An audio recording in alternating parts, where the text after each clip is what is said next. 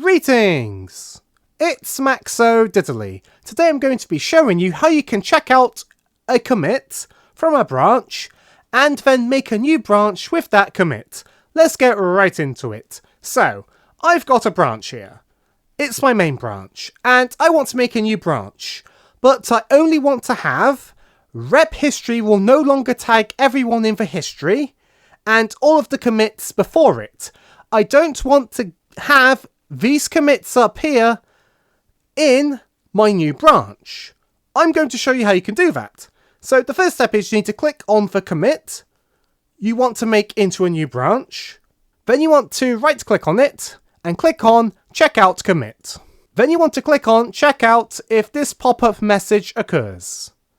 So now we've got a branch with only those commits. The next step is, in Github Desktop, you want to go up to branch and then click on New Branch. Then you want to give a name for the branch. So I'll call it New Branch for YouTube Tutorial. Then we're going to create the branch. Then click on Publish Branch if you want this to go up onto GitHub. And now we have a new branch with only the commits that occurred before the commit we checked out. This can be really useful if you need to update an existing branch you have with another branch in your repo, but you don't want to have every update. You just want to have all the updates from a certain point in time, not the most recent ones. So, thanks for being a great audience.